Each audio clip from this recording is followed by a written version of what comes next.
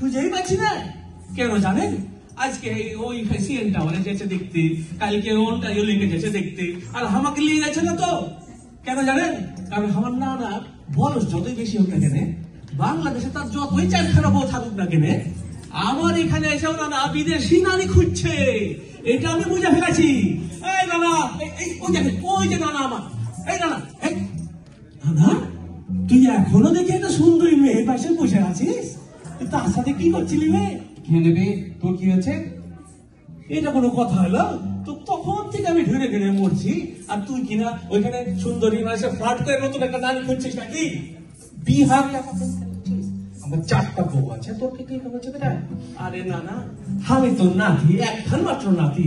আমি তো, তুই একমাত্র আমার গার্ডিয়ান। তাহলে তুই আমাকে যদি এখনো কুমারে রেখে দিয়েছিস, বিহার দিচ্ছিস না, আর তুই নিজে কিনে এখন সুন্দরী নিয়ে দেশের ফ্লার্ট করে রাখছিস, এটাকে মেনে নিতে পারি? শোন, 2 দিন আগে বকরি ঈদ গেল, এই বকরির মতো ম্যামে করবি না, বুঝেছিস? খালি বিহা বিহা বিহা। না কথা থাকলে কয়ে। আচ্ছা ঠিক আছে, সেটা তো ঠিকই বুঝলাম। এখানে দেখ, আমরা এখানে এসেছি, এখানে কি করতে এসেছি কি না হয় কিছুই তো বুঝতে পারছি না। তুই একটু খুলে বল না। কেন শুনলি না কনসল যাত্রী কহিলে ওই যে বক্তৃতা যে দিলে প্রথমে, তুই কতক্ষণের এখানে আসেছিস? কিছু কি শুনিস না? আমি তো এসেছি সেই 3টার সময়, এসে সাউন্ড টাউন্ড সব আমাকেই ঠিক করতে হলো। আচ্ছা যাই হোক, সেটা নয় কথা, আমি 3 ঘন্টা আগে এসেছি।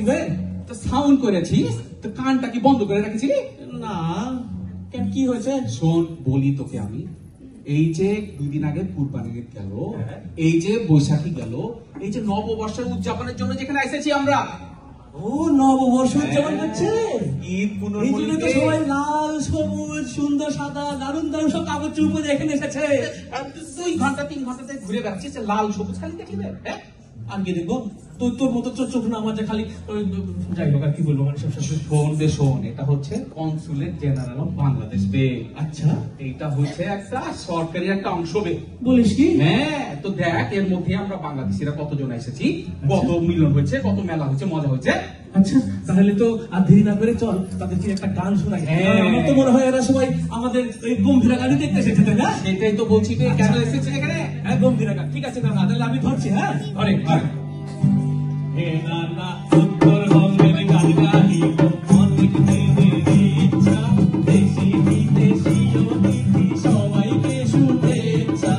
নানা রে, আপনাদেরই ভালোবাসা জাগায় মনে বড়ই আশা, আপনাদেরই ভালোবাসা জাগায় মনে বড়ই আশা। নববর্ষ উদযাপনের আনন্দে গান গেয়ে যাই, হে নানা বিদেশি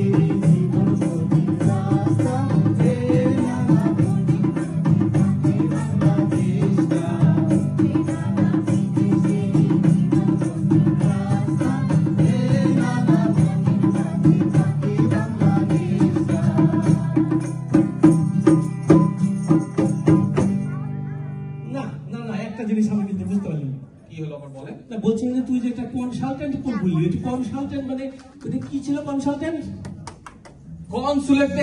কনসালটেন্ট শুনেছি আমি, গরিব মানুষ, কোন গ্রামের মধ্যে থাকি, কনসুলেট তো জীবনে শুনিনি রে। কতদিন করে করেছি যে এই পাসটি দিলি আর 2টো পাস দিবি না, ম্যাট্রিক না পাস করলে কিছু বুঝবি না।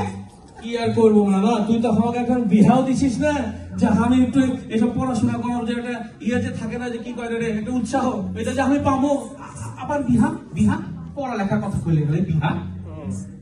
শোন, আর কোনো কাজের কথা থাকলে কথা। তুই আমাকে এটা বুঝা, তুই বারবার বলছিস যে এখানে কনসুলেট জেনারেল অফিস, তে আমাদের এখানে কি কাজে লাগছে সেটা তো শুনতে হবে।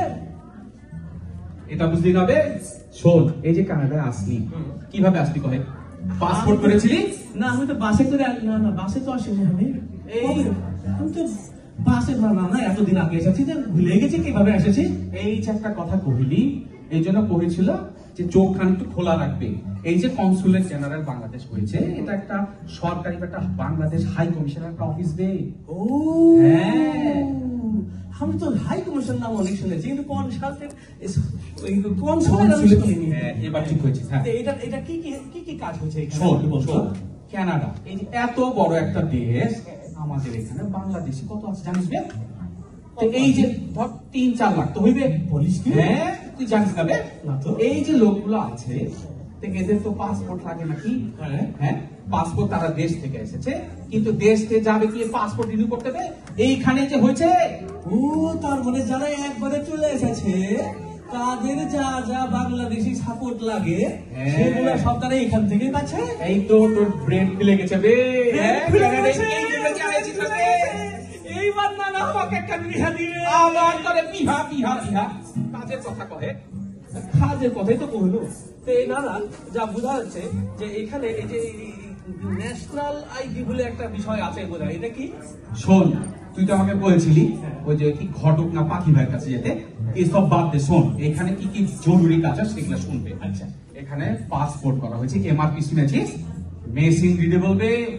হ্যাঁ, মেশিনে সব কিছু রিড করে ফেলবে। আচ্ছা। হ্যাঁ, সাবধান থাকিস, খেপিস না কিন্তু। আচ্ছা ঠিক আছে। শোন, এই যে পাসপোর্ট যদি এক্সপায়ার করে তো রিনিউ করতে কি বাংলাদেশ যাবি?